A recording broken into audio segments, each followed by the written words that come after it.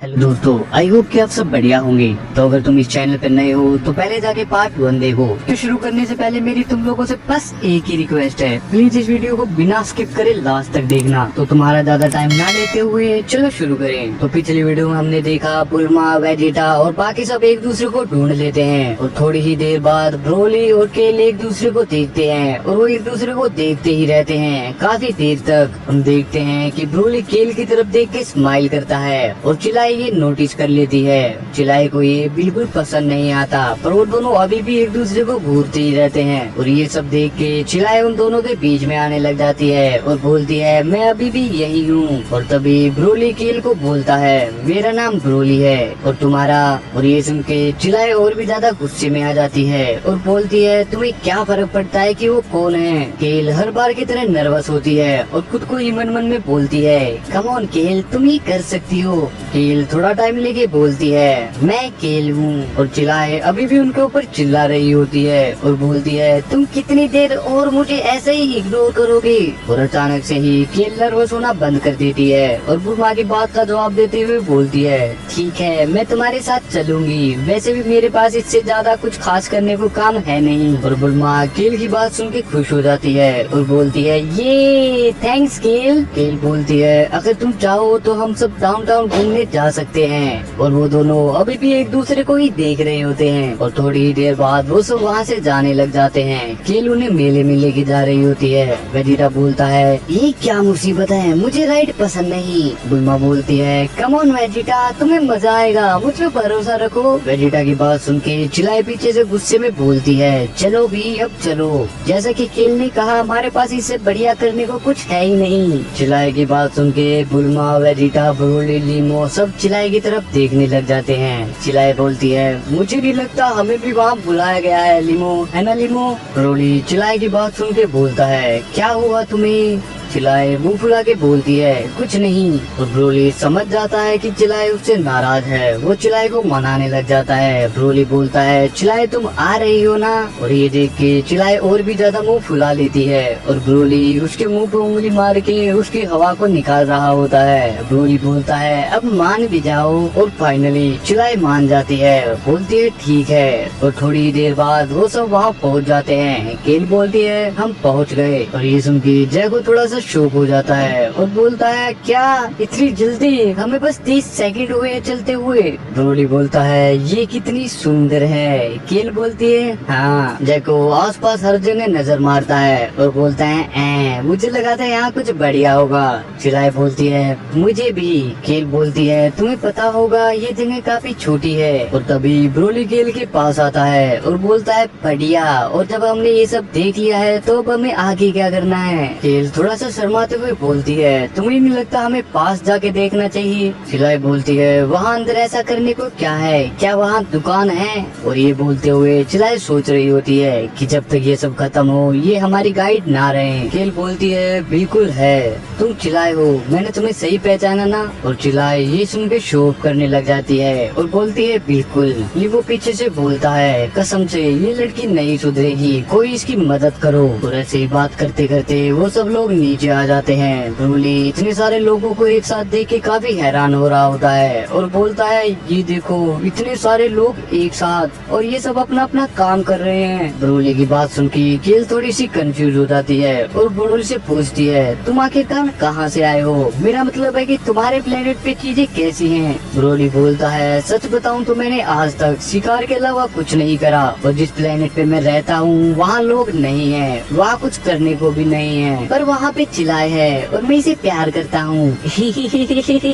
और ये बोलते हुए वो चिल्लाई को उठा लेता है और अपने कंधे पे बिठा लेता है। चिल्लाई ब्रोली को गुस्से में बोल रही होती है मुझे नीचे उतारो। केल बोलती है ऐसा है तो अच्छी बात है। और ये बोलते हुए केल थोड़ी सी उदास होती है और ब्रोली भी चिल्लाई को नीचे उतार देता है। बुल्मा उस जगह को ध्यान से देखती है और बोलती है सही बताऊं तो ये जगह काफी हद तक पृथ्वी जैसी ही है। बुल्मा की बात सुन के वेजिटा बोलता है अगर ऐसा है तो मुझे समझ नहीं बेचारा आखिरकार हम यहाँ क्या कर रहे हैं। और फिर वो सब वहाँ घूमने लग जाते हैं। ब्रोली केल के साथ होता है। ब्रोली केल को पकड़ के बोलता है, मुझे तो यमी लग रहा है। और केल बहुत ही नर्वस होती है और बोलती है, अच्छा ऐसा है क्या। तभी ब्रोली की नजर वहाँ खेल रहे बच्चों की तरफ जाती है और ब्रोली उनके पास जाके बैठ जाता है। ब्रोली बोलता है, तुम यहाँ क्या कर रहे हो दोस्तों। उनमें से एक बच्चा बोलता है, हम यहाँ खेल रहे हैं। हम दोनों में से जिसने भी पहले आंखें खोली वो हार जाएगा। हम केल को देखते हैं जो कि ब्रोली को देख के अभी भी शर्मा रही होती है और चिल्लाए ऐसे केल को देख के गुस्से में आ रही होती है। और तभी ब्रोली खड़ा हो जाता है और एक झूले को देखने लग जाता है। ब्रोली बोलता है, वो क्या है, क्या हम उससे उड़ सकते हैं। और तभी एक औरत ब्रोली के साइड से जा रही होती है। ब्रोली उस औरत को देख के बोलता है, वो आपकी हेड काफी अच्छी लग रही है मिस। और वो लेडी हंसते हुए बोलती है, थैंक यू। हम देखते हैं कि वहाँ कुछ बदमाश लोग बैठे होते हैं और वो ब्रोली को ये करता देख के बोलते हैं, ओए तुम। ब्रोली जवाब देता है, हाँ क्या।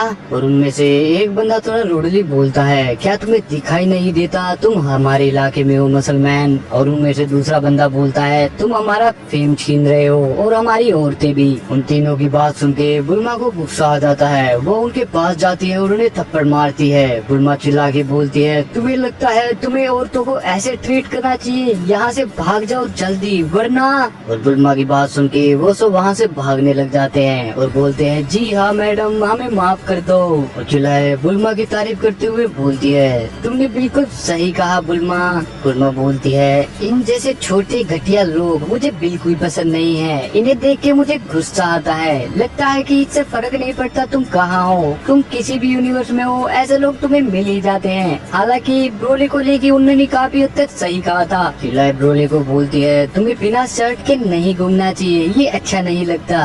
ब्रोली बोलता है, मैं इससे बढ़िया क्या पहनूं। और तभी हम बुल्मा को देखते हैं। वो अपनी शर्ट में कैप्सूल लेके आई होती है ताकि जरूरत पड़ने पर वो यूज कर सके। बुल्मा बोलती है, यहाँ कुछ तो ऐसा होगा ही जो तुम पहन सकते हो। और तभी वो कुछ निकालती है और बोलती है, बढ़िया, ये मेरी नई इन्वेंशन है, ये है नया कैप्सूल। और ये बोलते हुए बुल्मा ब्रोली से उसके जानवर दोस्त की स्किन उतारने लग जाती है जिसे ब्रोली ने अपने दोस्त की याद में पहना होता है। बुल्मा बोलती है, मुझे लगता है पहले हमें इसे हटाना चाहिए, इससे बहुत ही बदबू आ रही है। और ब्रोली को ये पसंद नहीं आता। वो थोड़ा सीरियस हो जाता है और बुल्मा का थोड़ा जोर से हाथ पकड़ लेता है। बुल्मा ये देख के थोड़ी सीरियस हो जाती है और बोलती है, तुम मुझे चोट पहुंचा रहे हो। और केल अभी भी थोड़ी नर्वस होती है। वो ब्रोली को बोलती है, तुम चाहो तो इसे रख सकते हो, ये कोई इतनी बड़ी बात नहीं है। और वो फिर बुल्मा को बोलती है, अगर तुम्हें इसकी बदबू से इतनी परेशानी है तो मैं एक परफ्यूम वाले को जानती हूँ जो बिल्कुल पास में ही है। और ये सब देख के बुल्मा थोड़ी सी हैरान हो जाती है और अपना हाथ हटा लेती है। बुल्मा के हाथ हटाते ही ब्रोली भी शांत हो जाता है और बुल्मा की तरफ स्माइल करता है। बुल्मा बोलती है, मुझे नहीं पता था ये चीज तुम्हें इतनी प्यारी है, मुझे इसके लिए माफ कर दो। और हाँ ये लो, इसे अपनी छाती पे लगा लो। ब्रोली बोलता है, कोई बात नहीं, इसके बारे में इतनी चिंता मत करो। और वो बुल्मा से वो कैप्सूल ले लेता है और अपनी छाती पे लगा लेता है। वो बुल्मा से पूछता है, क्या इसे ऐसे ही लगाना है। और तभी ब्रोली की पूरी छाती पे एक ब्लैक कलर की टी शर्ट आ जाती है। ब्रोली बोलता है, ओ ये बहुत ही टाइट है। बुल्मा बोलती है, ओ चलो भी इतने नखरे मत करो, ये परफेक्ट है। वो चिल्लाए पीछे से शर्माते हुए बोलती है, मुझे लगता है ये तुम पे काफी अच्छी लग रही है। और ब्रोली भी ये सुन के थोड़ा सा शर्मा जाता है और बोलता है, थैंक्स चिल्लाए। और तभी सीन चेंज होता है। हमें एक प्लेनेट को दिखाया जाता है और हम देखते हैं कि वहाँ विश, गोटन और ट्रंक्स आए होते हैं। विश देख रहा होता है कि वो दोनों आखिरकार कैसे लड़ते हैं। हम देखते हैं कि विश उन दोनों के फ्यूजन को देख रहा होता है और वो दोनों भी खुद को ही देख के खुश हो रहे होते हैं। और विश फाइनली देख के समझ जाता है कि उन्हें क्या करना है। विश समझ जाता है कि वो दोनों कभी भी अकेले नहीं लड़ते, वो हमेशा फ्यूज होके लड़ते हैं। और वो दोनों अपनी फाइट को देख के खुश हो रहे होते हैं। गोटन बोलता है, ये ट्रंक्स बोलता है, हम दोनों कितने कमाल के हैं। और तभी विश उस प्रोजेक्शन को बंद कर देता है और बोलता है अच्छा है, जितना मुझे जानने की जरूरत थी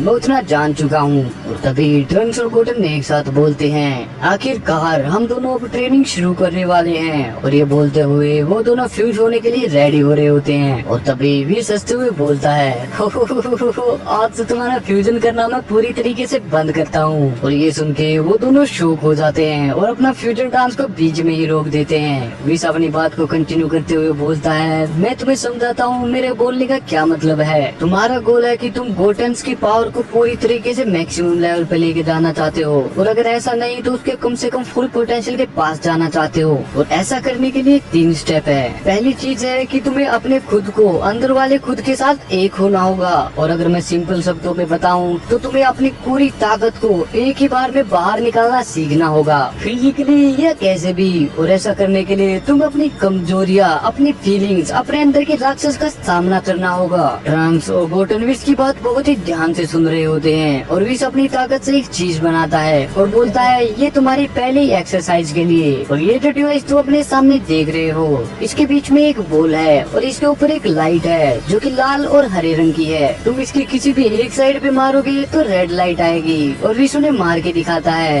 और तभी विस अपनी बात को कंटिन्यू करते हुए बोलता है अगर तुम दोनों एक साथ इसकी दोनों साइड पे मारोगे तो इसमें ग्रीन लाइट आएगी। और तुम्हारा गोल है कि तुम्हें उन दोनों लाइटों को जलाना है और इतनी ताकत से, इतने जोर से इनके दोनों साइड पे मारना है सेम ताकत के साथ कि वो बॉल फट जाए। और ये करने के लिए तुम्हें पेशेंस, ध्यान और एक्सप्लोसिवनेस की जरूरत पड़ेगी। और मेरे हिसाब से अभी भी हार्डेस्ट पार्ट यही है कि एक साथ एक जितनी ताकत लगा के बॉल को फोड़ना। और विस उस डिवाइस को उन दोनों की तरफ कर देता है। वो दोनों इस डिवाइस को हैरानी से देख रहे होते हैं। विस बोलता है अब तुम्हारी बारी। और वो दोनों अभी भी काफी कंफ्यूज होते हैं इस डिवाइस को लेके। और तभी सीन चेंज होता है, हमें वेजिटा को दिखाया जाता है जो कि सभी सेंस की ट्रेनिंग के लिए वहाँ आया होता है। वेजिटा बोलता है मेरी बात ध्यान से सुनो, अभी तुम्हारी ट्रेनिंग शुरू होने वाली है। तुम 5th स्क्वाड हो, इस चीज को याद रखना। और तुम पहले से ही जानते होगे इन 3 एडमिरल्स को जो मेरे पीछे खड़े हैं। एडमिरल हुबा इस प्लेनेट का सबसे पावरफुल इंसान, एडमिरल लराइस एक एक्सपीरियंस स्ट्रेटेजिस्ट, एक नायाब योद्धा जिसने बिना आज तक एक भी सोल्जर गवाए युद्ध जीते हैं। एडमिरल फेनल जो लड़ाई में बढ़िया से भी बढ़िया है, जिसने सक्सेसफुली 182 स्मगलिंग्स को रोका है। और अगर मैं तुम्हारी जगह होता तो इनसे कभी भी कुछ नहीं छुपाता। तुम सभी 4 ग्रुप में बटोगे, तुम जिस भी ग्रुप को चाहो वो उसे ज्वाइन कर सकते हो अपने हिसाब से, जिसमें से 3 ग्रुप हर एक एडमिरल का होगा और 1 ग्रुप मेरा होगा। तुम जिस भी ग्रुप को ज्वाइन करना चाहो जाके उसके सामने खड़े हो जाओ। क्या तुम सभी को मेरी बात समझ आई? सभी सेंस वेजिटा के बात का जवाब देते हुए चिल्ला के बोलते हैं हाँ सर। वेजिटा दोबारा से चिल्ला के बोलता है मुझे कुछ सुनाई नहीं दिया, क्या तुम्हें मेरी बात समझ आई? जोर से बोलो। और वो सभी और भी तेज चिल्ला के बोलते हैं हाँ सर। और ये बोलते ही वो सभी अपने अपने पसंद के ग्रुप के सामने जाके खड़े होने लग जाते हैं। वेजिटा स्माइल करता है और बोलता है मुझे लगता है मुझे ये काम करने में काफी मजा आने वाला है। और वेजिटा को ऐसे देख के बुल्मा थोड़ा सा अजीब सा चेहरा बनाती है और बोलती है इसी की तरफ देखो, ये कितना मोटे दिमाग का लग रहा है। और जैको बुल्मा की बात पे बोलता है बिल्कुल सही, मैं बिल्कुल सहमत हूँ। और तभी कैलीफिला वेजिटा के ग्रुप में आके खड़ी होती है और वो एक सेंस को उसकी तरफ देखने के लिए मारती है। वो बोलती है तुम क्या देख रहे हो? वेजिटा कैलीफिला को ऐसा करते थे कि गुस्से में आ जाता है और मन ही मन में खुद को बोलता है ये मुझे अंदाजा नहीं है मैं इस लड़की से कैसे निपटूंगा। अभी से ये ऐसी एक्टिंग कर रही है, मुझे शायद थोड़ा चालाकी से काम लेना होगा। और वेजिटा थोड़ा सीरियस होकर कैलीफिला को बोलता है कैलीफिला तुम हुबा के ग्रुप में जाओ। और ये सुन के कैलीफिला गुस्से में बोलती है क्या? मुझे लगा था तुमने कहा था कि हम जिस ग्रुप को चाहे उसे सिलेक्ट कर सकते हैं। और कैलीफिला को इतने गुस्से में बात करते हुए देख के वेजिटा को और भी ज्यादा गुस्सा आ जाता है और वो सुपर सेन में बदल जाता है। वेजिटा कैलीफिला के सिर को पकड़ लेता है और बोलता है मेरे साथ बहस मत करो। और ये देख के वहाँ खड़े सभी के सभी सेंस शॉक हो जाते हैं। और हुबा वेजिटा को बोलता है वेजिटा अच्छा होगा अगर तुम ये फॉर्म यूज ना करो। वेजिटा एडमिरल हुबा को बोलता है क्या मैंने सही सुना? तुम्हें किसने परमिशन दी कि तुम मुझे मेरे नाम से बुलाओ? और ये देख के वहाँ खड़े सभी के सभी सेंस एक दूसरे को बोलने लग जाते हैं क्या वो दोनों लड़ने वाले हैं? दूसरा बंदा बोलता है क्या वो एडमिरल से ऐसी बात कैसे कर सकता है। कोई और बंदा बोलता है तुम किसको सपोर्ट करोगे अगर उनकी फाइट हुई? मैं तो बुबा को सपोर्ट करूंगा। कोई और बोलता है क्या इस बंदे का दिमाग खराब है? और ये बोलते हुए उनमें से बहुत सारे सैयन गुस्से में आए होते हैं। तभी एडमिरल फनल बोलती है तुम सब चुप हो जाओ, तुम सब किस लिए बड़बड़ा रहे हो। तभी एडमिरल लैरियस फैनल से बोलता है क्या तुम्हें समझ नहीं आ रहा कि वो मैं कितनी डिसरिस्पेक्ट से बात कर रहा है। फैनल बोलती है पॉइंट ये नहीं है, इस बात पे ऐसे रिएक्ट करना एक सैयन सोल्जर के लिए अच्छा नहीं है। ऐसे बिहेव करना एक सैयन योद्धा को शोभा नहीं देता। और अगर वेजिटा को इस चीज से कोई दिक्कत है तो उसे दो बड़ी दिक्कतों का सामना करना होगा। और वैसे भी किंग के अलावा यहाँ खड़े सभी को शक है कि वो हमें लीड करने के काबिल है भी या नहीं। और ये बोलते हुए वो एडमिरल लड़ने के लिए तैयार हो जाते हैं। और वेजिटा ने अभी तक उनकी बात का कोई भी रिएक्ट नहीं किया होता है। वेजिटा अभी भी अपनी सुपर सैयन फॉर्म में होता है। और तभी वेजिटा बोलता है तो अब तुम तो मेरी काबिलियत पे शक कर रहे हो।